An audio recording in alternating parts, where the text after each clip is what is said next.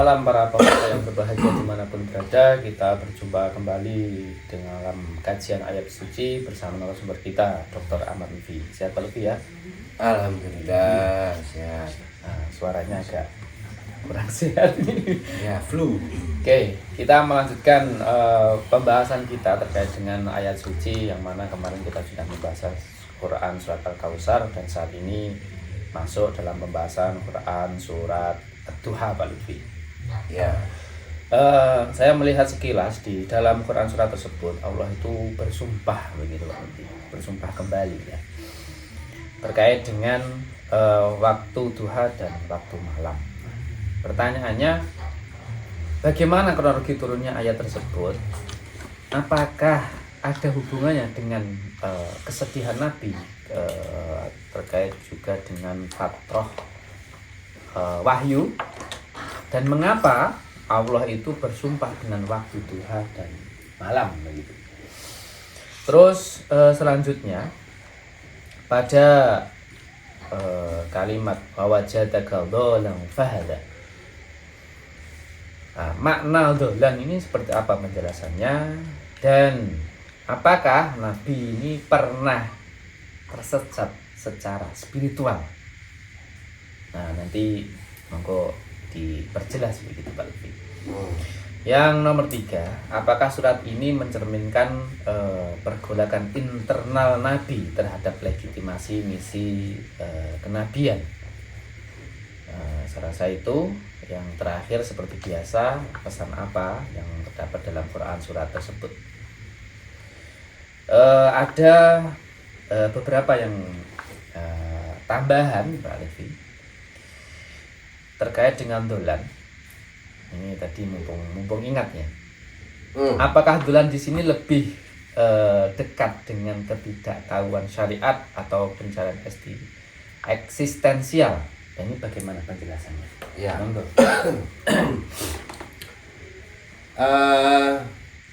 Pertama saya akan menjawab terkait dengan soal bagaimana turunnya Ad-Duha ini terkait dengan kronologi. Oke.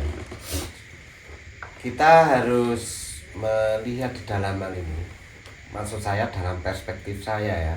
Dalam melihat Wadduha wal laili idza saja ini. Ini sangat terkait dengan Inna a'toina kal kausar itu. Inna a'toina kal kausar itu kan Tuhan itu menegaskan bahwa sesungguhnya kami itu telah memberikanmu nikmat yang sangat banyak. Nah, kan begitu. Nah, nikmat yang sangat banyak itu apa di dalam hal ini? Nikmat yang sangat banyak itu dibayan. Ya. Oh ya. Dibayan dengan surah-surah yang turun setelahnya. Oke. Begitu. Nah, dibayan dengan surah-surah setelahnya itu seperti apa saja gitu. Itu seperti misalnya Wadduha ini. Wadduha, terus kemarin adalah surat Al-Insyirah. Nah, itu bentuk dari Kal-Kausar. Nah, jika ingin ditegaskan misalnya begini.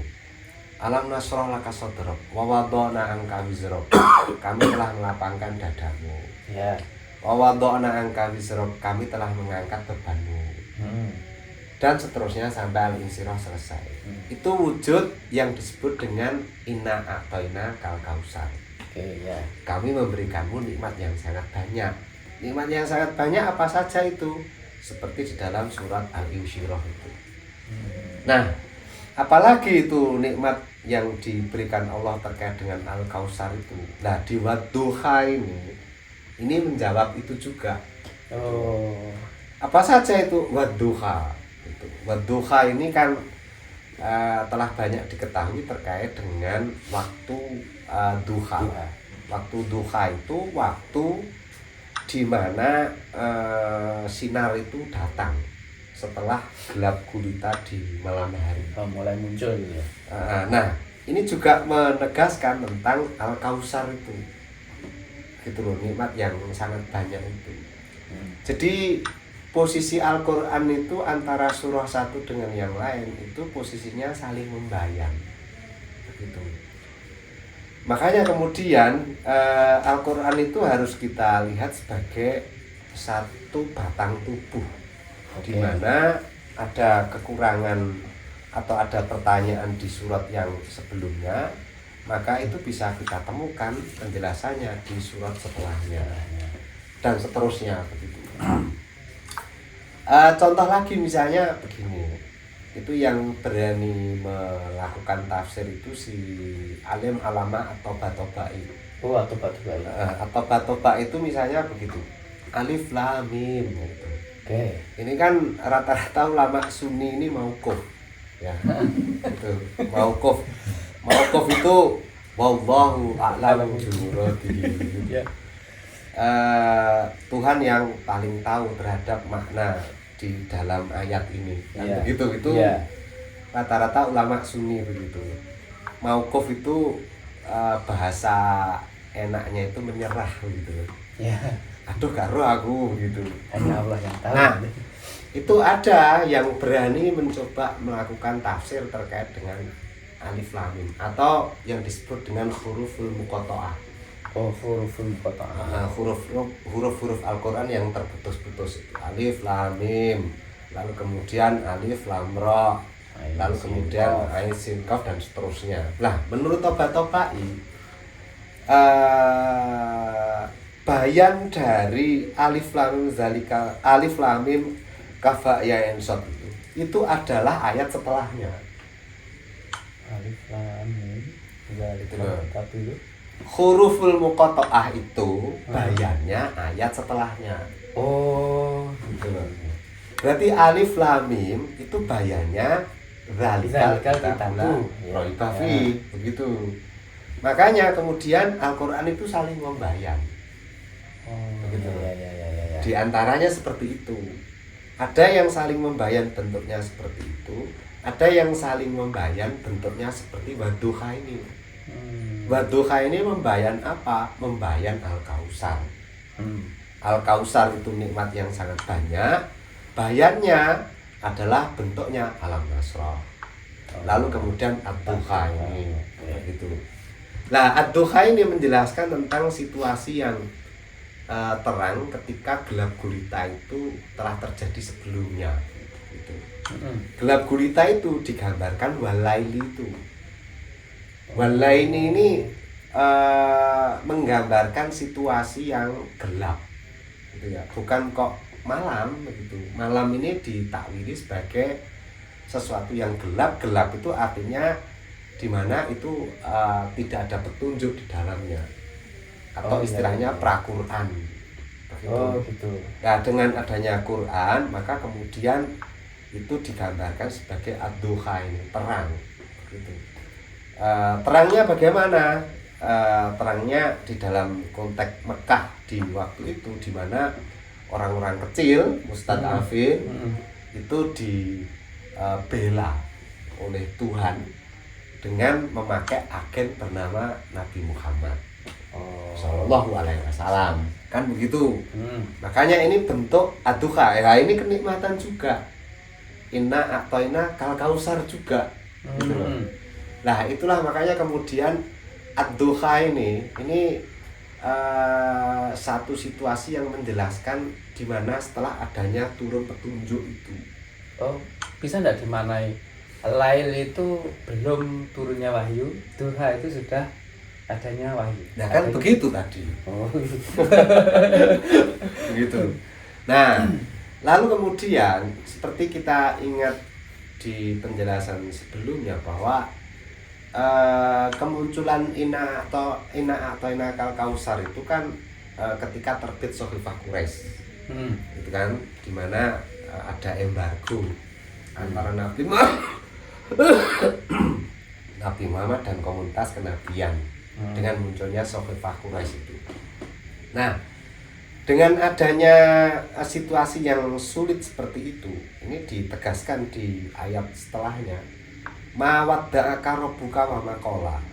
Tuhan tidak meninggalkanmu dalam situasi yang sangat sulit seperti ini. Gitu loh. Tidak meninggalkanmu ini bayannya seperti apa nanti akan kita lihat di surah-surah setelahnya. begitu. Ini dijelaskan Tuhan tidak meninggalkanmu ketika kamu dalam keadaan sulit seperti ini, karena yang mendorong kamu terhadap situasi sulit seperti ini ya karena kamu saya perintah. Maka kemudian di dalam konteks ini saya tidak meninggalkanmu, gitu. Saya tidak meninggalkanmu dalam keadaan sulit seperti ini. Nah, ini juga bagian dari aktoina kal kausar. Oh iya. Gitu loh. Jadi makanya ingat ya, Al-Qur'an itu satu sama lain saling membayang. Iya. Jika mujmal di sebelumnya, maka akan ditafsir di setelahnya. Begitu. Jika misalnya ada sesuatu yang tidak mengerti di awal, biasanya akan diterangkan pada periode selanjutnya. Oke, diperjelas di masa berikutnya. Diperjelas di masa berikutnya atau diperjelas di surah-surah yang turun setelahnya. Iya. Nah, terbukti di Al-Kausar itu diperjelas di Ad-Duha, di Al-Insyirah dan seterusnya. Gitu. Nah, bisa kita lihat di dalam hal ini pula bahwa surah-surah yang turun baik itu Al-Kausar ataupun Al-Insyirah ataupun juga Ad-Duha ini khitabnya tunggal. Begitu, kepada Muhammad secara personal. Inna a'toina ka, ya kan? Yeah. K-nya ini personal kepada Muhammad. Begitu. Makanya kesannya di dalam hal ini itu bahwa dalam situasi yang di mana Nabi Muhammad diembargo oleh orang-orang Quraisy ini, makanya Tuhan kasih motif, kasih tasjih gitu ya, motivasi agar Nabi Muhammad kuat menghadapi situasi yang serba sulit seperti itu. Di antara tasjihnya di dalam hal ini adalah mawadda'aka rabbuka wa ma qala. Tuhan tidak meninggalkanmu dan tidak pula membencimu. Kan begitu. Jadi situasi sulit itu bukan berarti ini satu kesalahan dalam strategi dakwahmu sehingga kamu mengalami kesulitan, tapi bagian dari konsekuensi membawa kebenaran. Kadang harus tertimpa kesulitan juga, walaupun kamu seorang utusan Tuhan. Nah, kan begitu. Gampangannya kamu saya perintah, kamu saya dampingi gitu ya. Ya, betul, begitu. Ya. Nah, lalu kemudian Tuhan juga menjanjikan di dalam hal ini begitu. Wala saufa yu'tika rabbuka fatardo. Ya. Gitu. Tuhan akan memberimu, Rob akan memberimu, lalu kemudian nanti kamu akan ridho, akan rela terhadap pemberian Tuhan terkait jika situasi sulit seperti ini telah selesai. Ya. Loh, apakah masih kurang yakin terkait dengan bagaimana saya nanti akan memberimu sesuatu yang akan memuaskanmu? Ya. Begitu. Tuhan memberi bukti baru. Bukankah? Nah ini alam yajid kayati manfa'awa. Bukankah gitu loh. Allah itu dulu menemukanmu dalam keadaan yatim. Lalu kemudian dia menyetarakanmu atau mensamakanmu atau mengangkatmu. Itu kan juga bukti bahwa saya tidak meninggalkanmu. Iya. Saya tidak menelantarkanmu, dan bukti juga bahwa Tuhan menjanjikan kamu bahwa kamu akan ridho di kemudian hari itu seperti yang kamu terima hari ini, di mana kamu hari ini itu sudah kaya, gitu kan? Ya. Setelah menikah dengan Khadijah dan seterusnya, itu menjadi bukti pula bahwa kamu akan ridho di kemudian hari itu, seperti juga apa yang kamu terima hari ini. Nah, kan begitu. Makanya alam yajid kayati manfa'awa ini satu ayat yang menegaskan tentang situasi bahwa kamu akan ridho itu betul-betul akan terjadi. Seperti terjadinya kamu kaya hari ini, yang itu dulu kamu sebelumnya adalah anak yatim. Nah begitu. Paham ya? Iya. Begitulah. Jadi kayak sastra tinggi begitu cara Tuhan memberikan argumen penjelasan agar yang diajak ngomong itu yakin. Hmm. Lalu kemudian terkait juga dengan pertanyaan Anda, wa wajadaka dolang Ya. fahada. Apakah di dalam hal ini Nabi Muhammad itu pernah mengalami kesesatan religius begitu? Jawabannya adalah pernah. Begitu. Nah, buktinya ini secara verbal ditemukan kosakata seperti itu. Wa wajadaka, dan Tuhanmu telah menemukanmu dolan dalam keadaan tersesat. Fahada, lalu Tuhan memberimu petunjuk. Pertanyaannya, setersesat apa Nabi Muhammad sehingga di dalam hal ini Tuhan menyebutnya dolam? Ya. Nah, kan begitu. Ya. Nah, di dalam hal ini kita bisa membaca beberapa sumber ya. Yang pertama bisa kita temukan di Sirah Nabawi yang ditulis oleh Ibnu Hisham. Yang kedua dari sumber penulis barat, judulnya dari John Damon McAuliffe, The Encyclopedia of the Quran, begitu. John Damon McAuliffe itu.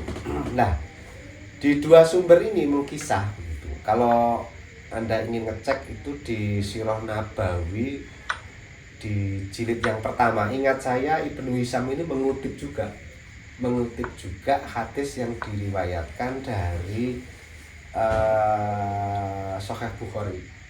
Karena catatan kakinya ada. Nah, catatan kakinya itu berbunyi begini, begitu. Ini panjang ya catatan kakinya, saya singkat secara kata begitu. Pernah suatu saat Nabi Muhammad itu berpapasan dengan Zaid bin Amr. Nah, waktu itu Nabi Muhammad ini kan sedang memakan daging, yang daging itu dipersembahkan kepada berhala di Mekah. Oh, artinya Nabi Muhammad itu memakan sesajen. Ya, Iya. memakan daging yang dipersembahkan kepada berhala yang namanya Lata. Iya. Nah, kan begitu. Dipersembahkan itu daging itu diletakkan di atas nusuk. Nusuk itu altar. Nah, Nabi Muhammad waktu itu memakan daging itu. Lah, ketika Nabi Muhammad memakan daging itu berpapasan dengan Zaid bin Amr yang kebetulan lewat. Nah, ketika lewat, Nabi Muhammad menawari Zaid bin Amr dari daging yang dimakannya itu. Yeah. Apa jawabnya si Zaid bin Amr ini di dalam sumber Sirah Ibnu Hisham itu? Jawabnya itu begini, Zaid bin Amr ya. Yeah. Saya tidak akan memakan daging yang daging itu disembelih bukan karena Allah. Oh, Begitu. malah Z itu udah tahu duluan. Ya. Yeah. Saya tidak akan memakan daging yang daging itu disembelih bukan atas nama Allah. Itu Zaid bin Amr. Itu. Nah, ini artinya begitu. Jika Anda membaca karya tulisan seperti ini, gimana kesan Anda? Yang tersesat Muhammad atau Zaid bin Amr? Iya, Muhammad ini tersesat ini. Tersesat ya? Iya. Yang ngomong Anda loh ya. Menurut kan. Nah, ya, yang Iya. tersesat yang Iya. mana? Ya Muhammad. Nah, ya kan Anda loh ya. Iya. Begitu. Nah, itu informasi dari Ibnu Hisham. Ya. Jadi itu makanya kemudian pemain tauhid sebelum Nabi Muhammad diutus menjadi nabi itu banyak. Oh, iya. Ada Zaid bin Amr, ada Naufal, ada si Utsman bin Khuwairis dan seterusnya. Itu kita ulas nanti di pertemuan-pertemuan jika ada kesempatan. Itu terkait dengan dolan yang ada pada Nabi Muhammad dalam sumber Sirah Ibnu Hisham. Itu. Nah, itu juga dikutip oleh si Az-Zahabi. Az-Zahabi, Imam Az-Zahabi itu di dalam kitabnya Syiaru A'lamin Nubala. Itu. Nah, itu dijilid kalau nggak salah yang kedua. Kalau nggak salah, coba dicek lagi. Nah, Lalu kemudian penjelasan detail itu bisa kita lihat di dalam sumber Jan Damon McAuliffe. Ya, ini bagaimana ini? The Encyclopedia of the Quran begitu. Jadi Nabi Muhammad qabla al-bu'tsah, sebelum diangkat menjadi rasul itu. Ya. Nabi Muhammad ini juga orang yang memuja berhala namanya Uzza. Gitu. Dan disebutkan di dalam Jan Damon McAuliffe itu bahwa Nabi Muhammad itu sering melakukan pengorbanan kambing. Kambing itu warnanya putih kepada berhala yang namanya Uzza itu. Uzza. Uzza. Kan ada 3 berhala yang terkenal. Lata, Uzza, Manat. Nah, Nabi Muhammad itu pernah punya berhala itu namanya Uzza itu. Itu dalam catatan Jan Damon McAuliffe. Oke, ingat dalam catatan Jan Damon McAuliffe. Ya. Artinya bisa Anda cek di sana. Ya. Gitu ya. Nah, bisa Anda cek pula terkait dengan makan daging itu di Sirah Ibnu Hisam sama di Az-Zahabi. Nah, dari 2 sumber ini itu kita bisa mengaitkan ya. Berarti daging yang dimakan oleh Nabi Muhammad tadi di dalam sumber Ibnu Hisam sama di Syiarul Alamin Nubala itu adalah daging dari kambing yang disembelihnya yang berwarna putih tadi, yang itu dipersembahkan kepada berhala namanya Uzza itu. Gitu. Artinya Muhammad qoblal bu'tsah itu juga punya berhala. Begitu loh. Makanya wawajadaka dolan. Allah telah menemukanmu dalam keadaan tersesat. Gitu loh. Fahada, lalu Allah memberinya petunjuk. Begitu. Nah, di dalam hal ini bisa kita pahami bahwa konsep kemaksuman atau doktrin Nabi Muhammad itu maksum dari 3 sumber ini batal. Begitu ya? Dari 3 sumber ini loh. Satu Ibnu Hisam, yang satu itu Syiarul Alamin Nubala, yang ketiga dari sumber Jan Damon McAuliffe. Begitu. Jadi artinya Nabi Muhammad tidak maksum. Maksum itu kan terjaga sebelum Nabi tidak pernah dosa, tidak pernah menyembah berhala. Nah itu buktinya yang meriwayatkan umat Islam loh, itu Ibnu Hisam itu. Az-Zahabi juga umat Islam loh. Nah oleh karena itu doktrin kemaksuman terkait dengan 3 informasi ini batal. Gitu ya. Batal.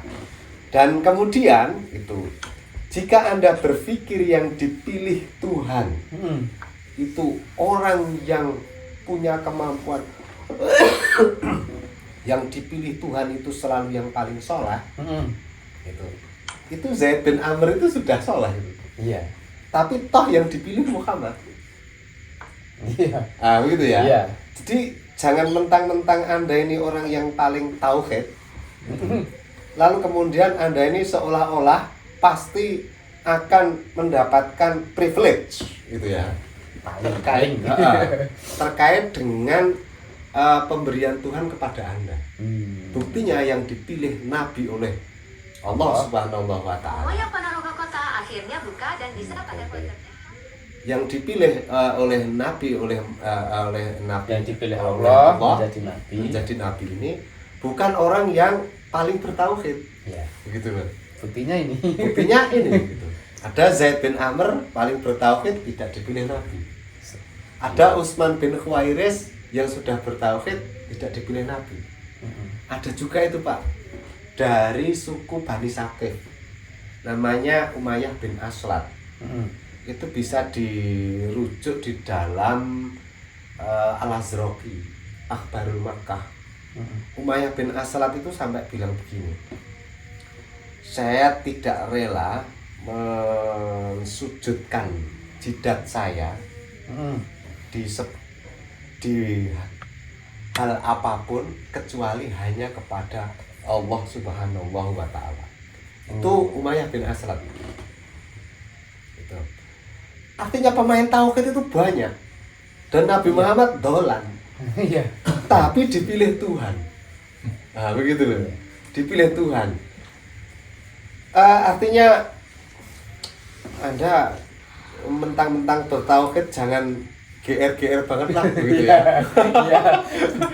Mentang-mentang bertauhid jangan GR banget, yang pasti Tuhan Akan akan memilihnya.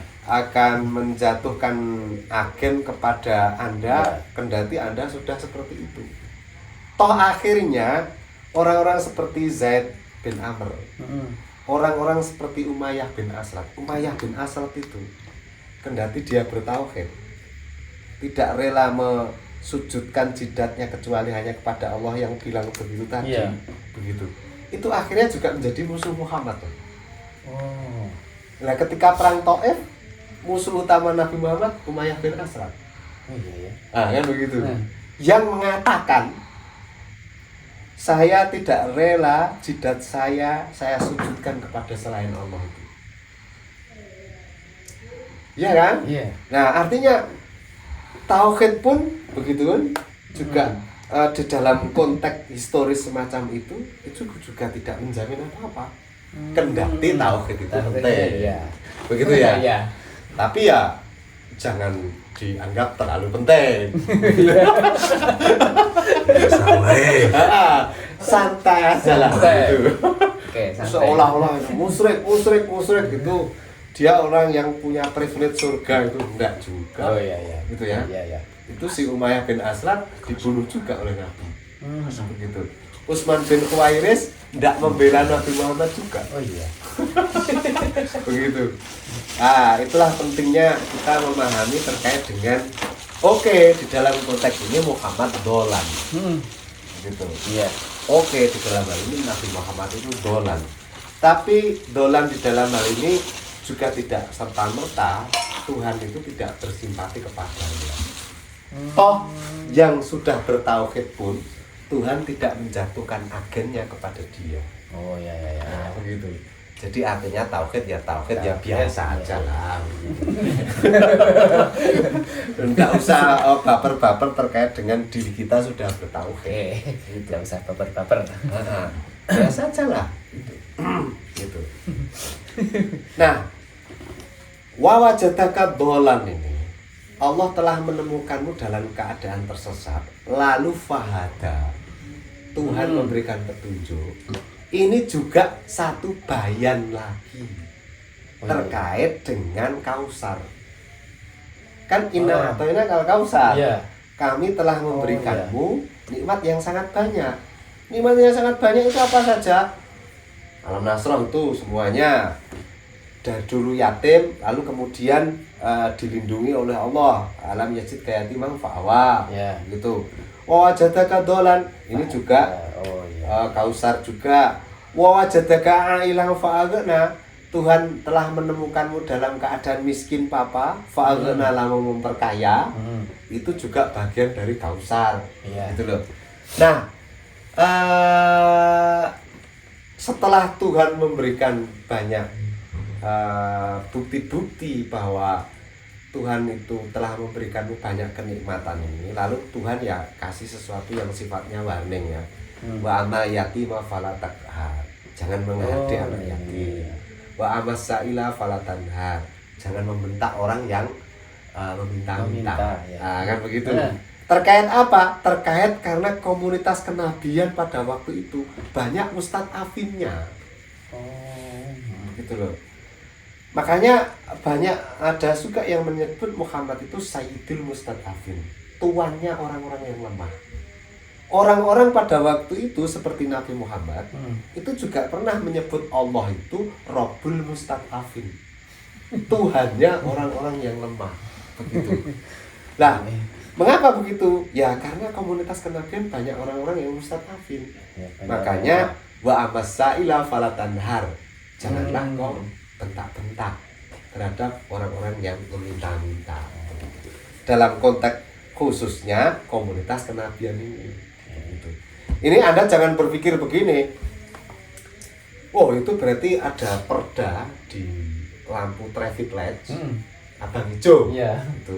Itu kan barang siapa memberi pengemis maka melanggar perda nomor sekian dengan kurungan sekian begitu. Iya. Loh kalau begitu melanggar ayat suci Al-Qur'an? Tidak juga gitu. Ini konteksnya khusus ya. Iya. Khusus karena komunitas kenabian itu banyak mustadzafinnya.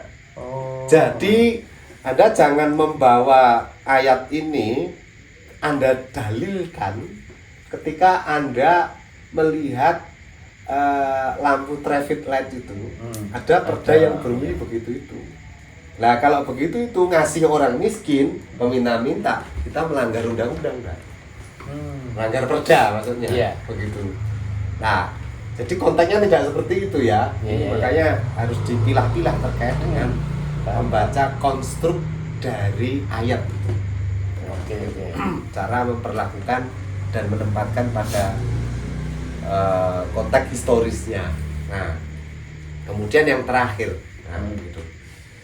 Jangan lupa ya, situasi di mana Ad-Duha ini turun adalah situasi di mana Muhammad itu terjepit karena munculnya Sohifah Quraisy. Iya. Kan begitu? Nah, dalam situasi yang terjepit itu, di ayat yang terakhir ini, wa amma binikmatika rabbika fahaddits ini. Adapun dengan nikmat Tuhanmu fahaddits, maka bersyukurlah atau ucapkanlah begitu. Agar apa? Agar kamu kuat menghadapi situasi terjepit ini. Ini artinya nanti kemarin saya baru beli mobil fahaddits enggak relevan juga. Iya. Orang sekarang kan begini, enggak relevan anjir gitu. Biar omongannya kayak anak-anak kelahiran mepet 2000. Iya. Gitu. Iya. Nah, ini wa amma binikmatika rabbika fahaddits ini. Ingat-ingatlah terhadap nikmat yang Tuhan berikan kepadamu itu sebagai satu modal. Di mana dalam situasi terjepit ini itu tidak hanya kesengsaraan saja yang kamu lihat, tapi juga ada sisi lain yang telah kamu nikmati. Jangan melihat dari satu sisi saja. Tapi juga sisi nikmat yang telah kamu nikmati itu juga ingat. Iya. Gitu loh. Artinya kalau orang itu hanya mengingat sisi buruknya saja, maka bebannya akan semakin berat. Ya.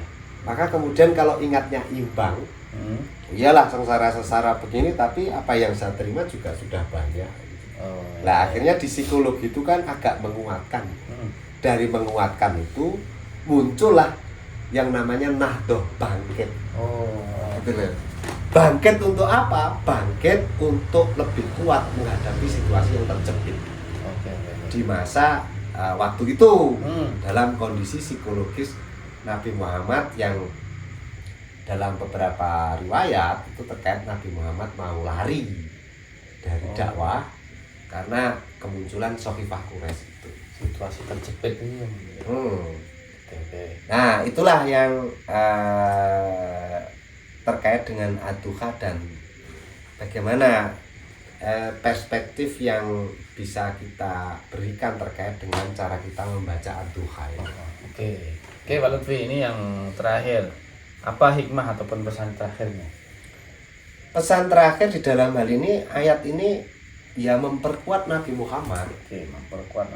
Memperkuat Nabi Muhammad terkait dengan situasi yang sangat sulit. Maka Tuhan memberikan satu tasjid ya, motivasi agar Muhammad lebih kuat menghadapi situasi yang sulit ini. Oke, mungkin itu Pak Lutfi. Ya. Oke, mungkin begitu para pemirsa yang berbahagia. Penjelasan dari beliau sudah banyak dan panjang lebar terkait dengan Quran surat Ad-Duha. Mungkin kita cukupkan sekian. Kita teruskan di lain kesempatan. Apabila ada pertanyaan silahkan ditanyakan di kolom komentar. Dan sampai jumpa minggu depan. See you next time.